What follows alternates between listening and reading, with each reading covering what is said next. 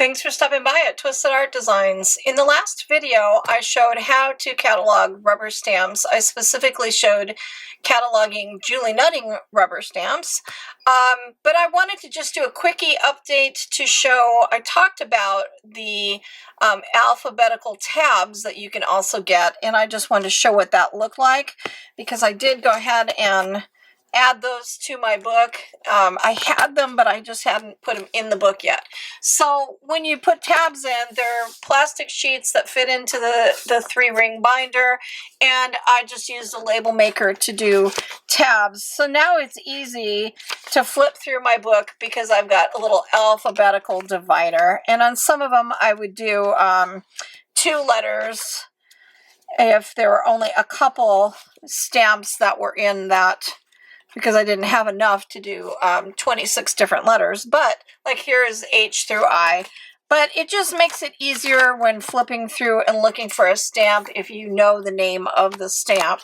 So there is what that looks like, and I'll have the link in the description box for these dividers. The link is also in the previous video. So the link for the A5 binder, 3-ring, the plain sheets of paper to put your stamps on, and these. And I'm also going to show you one more fun tip that I'm going to do. So here's another fun suggestion. A lot of the stamps have accessories in them, or some of them have accessories in them,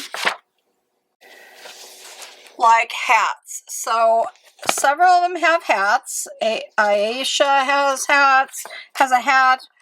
Audrey has a hat. The one girl that looks like a travel girl has a hat. Jessie has a hat. So what you could do is you could make a sheet and put the word hats, and you could take the hat from each set that has a hat, stamp it, and underneath it put the word Aisha, and you'll see a whole page of all the hats that come from all the different sets. So you're just going to take that stamp with a hat and stamp it, or other things too. There's purses, there's all kinds of other things, there's floral things. So you could do those and put them in the front, or under H for hats, you could have a page for hats. And the hats will show you what set it goes on. If you stamp it and put Jessie, you'll know that that hat is in the Jessie set.